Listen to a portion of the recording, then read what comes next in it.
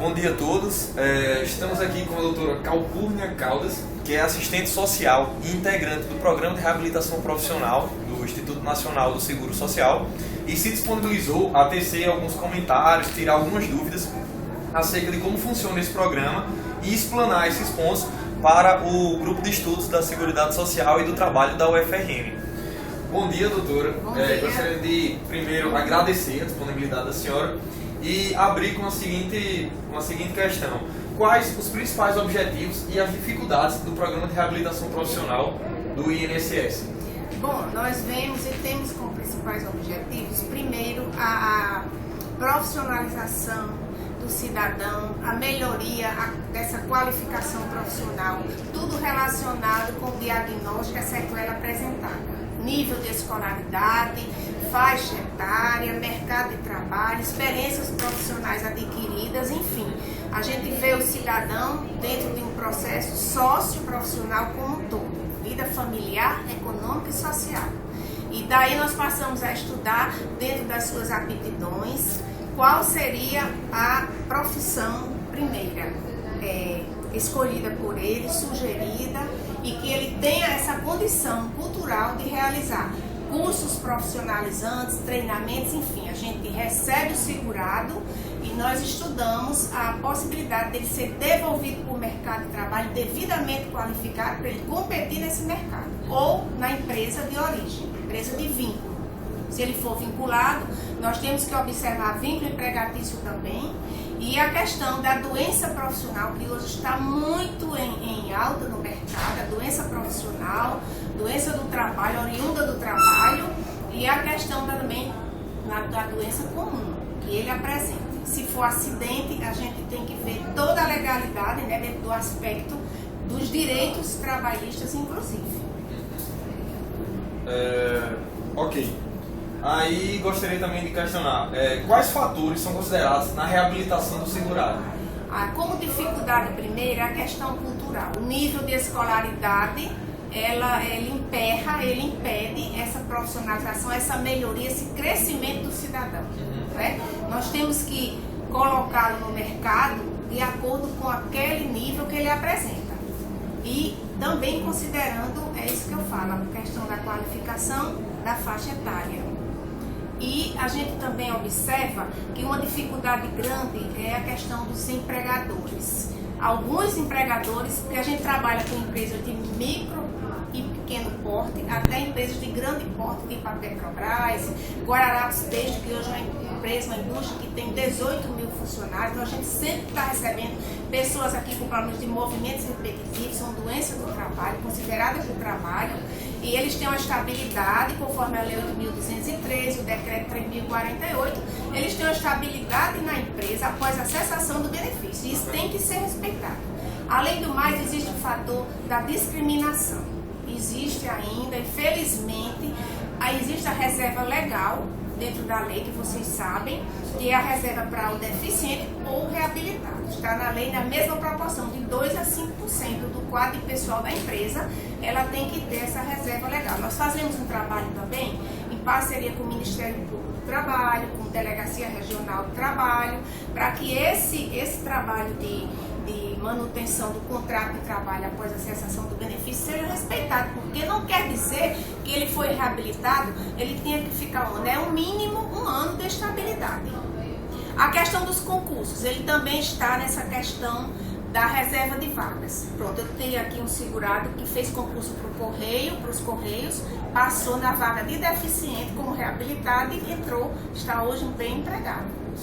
Então a gente vê tudo esse aspecto legal, esse aspecto de crescimento do cidadão, tanto para a empresa de vínculo, ele voltar devidamente qualificado, como ele prestar concursos públicos na vaga de deficiente que está destinada nas empresas, que essas empresas têm que preencher no quadro pessoal delas. Então algumas empresas ainda têm a questão da discriminação, de receber nosso segurado, porque se você tem uma limitação física no braço, você não pode trabalhar numa determinada atividade ou função, mas pode ser bem aproveitado em outra. E é para isso que a gente mostra através de cursos, treinamentos, ele faz treinamento prático, a gente paga recursos materiais como transporte, alimentação, material didático, enfim, tudo que for necessário para essa pessoa se qualificar bem e competir no mercado. Nós não temos um emprego, nós não somos agência, nós pagamos o benefício, os recursos materiais que eu já citei, para que ele tenha como alcançar uma boa qualificação. Ótimo, então. Pronto, analisadas as dificuldades, gostaria que a senhora explicasse quais os fatores são considerados na reabilitação. Os fatores principais são nível de escolaridade, faixa etária, mercado de trabalho, aptidões, experiências profissionais anteriores, vínculos empregatícios. Né? Exemplo, não sei se vocês gostariam. Uma pessoa que tem até a 4ª série do 1º grau, ele era servente de pedreiro. O que é que eu posso estudar? Se ele já está numa faixa de 50 anos, o médico nós trabalhamos em equipe, né? Então, o médico do trabalho, aqui todos são médicos do trabalho. Então, o que é que ele poderá fazer dentro das limitações físicas e intelectuais dele? Então, chama a família participa, a família conhece a limitação, a gente diz por que pode, por que não pode, ele continua recebendo esse benefício, mas ele sabe que ele não vai ter agora um momento para uma aposentadoria. Ainda não, mas ele poderá ser qualificado. Então, até a 4ª série, a gente pode promover o quê? Um curso de porteiro. Um curso de porteiro, vigia, zelador, para que ele possa competir no mercado de igual para igual com o nível dele. Se eu tenho uma pessoa de 2º grau, já começa a pensar, como nós temos um segurado nosso agora, falar com muita propriedade, porque esse rapaz ele trabalhava em marmoraria e ele está com uma deficiência no quadril, na perna, de um acidente, não sei se foi de moto, não lembro, é muita gente. Ele está sendo qualificado através do SEBRAE, que é nosso parceiro, para receber o instrumental de trabalho. Aí eu já tenho que explicar o que é instrumental de trabalho. É um instrumental básico para ele começar a vida como autônomo. Primeiro porque a empresa dele fechou as portas. A gente pega um documento da junta comercial. Tudo isso, gente, faz parte de um prontuário, de um processo individual. Então, esse processo individual, tudo que é concedido está ali constando. Ele é um processo que ele pode ser convocado, solicitado pela justiça. Ele é um instrumento jurídico legal, processo de cada um. E ele vai botar em casa, com a ajuda da família, da esposa, que está participando, inclusive, das palestras do SEBRAE, uma mercearia que vai vender gêneros alimentícios e também uma lanchonete. Para isso, o que é preciso?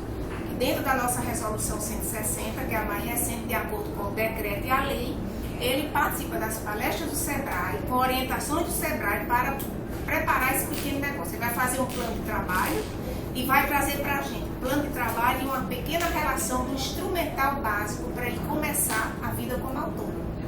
Então a gente concede o instrumental, a Procuradoria prepara ele, assina um termo de responsabilidade de não comercializar, não vender esse instrumental durante 5 anos. Se ele estiver utilizando, a partir dos 5 anos é dele. E após esse trabalho, ele vai se manter como autônomo, contribuindo para a Previdência Social, que é também o nosso objetivo, né? Dentro de uma visão crítica, ele é reabilitado para voltar também a contribuir. Porque a aposentadoria precoce, ela não é favorável para uma pessoa.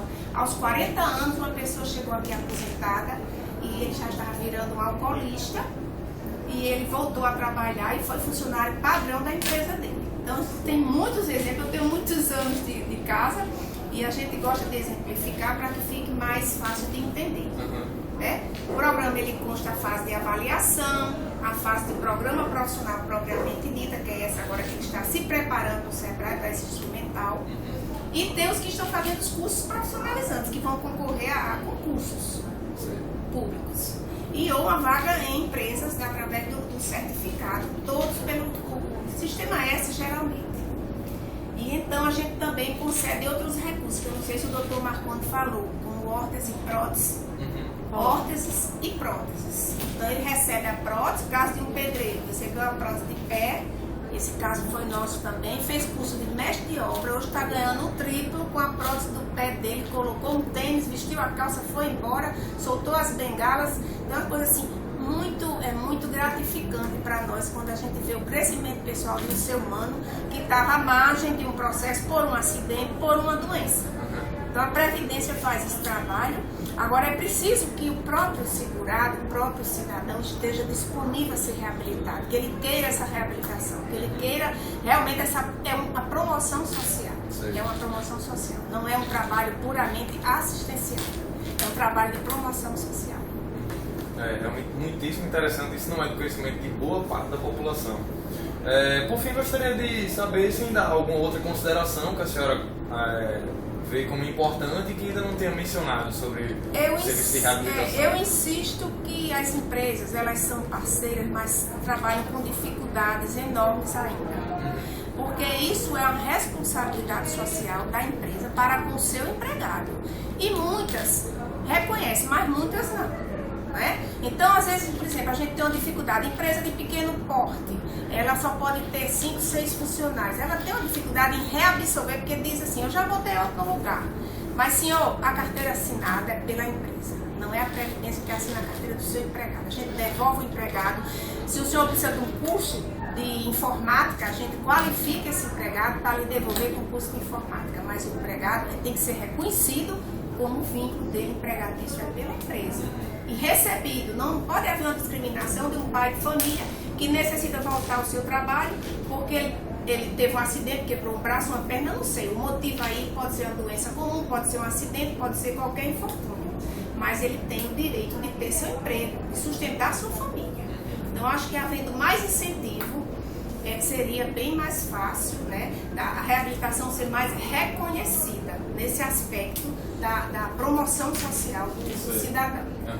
Eu acho que minhas palavras já estão bem... Pronto, com certeza, foi bem clara, bem didática. Eu agradeço imensamente, doutora Calpurnia, pela disposição que a senhora teve. É um prazer para nós colaborarmos e quando precisar estamos à disposição. Tá ok, então. Muitíssimo obrigado e bom dia a todos. Bom dia a todos. Eu quero ver.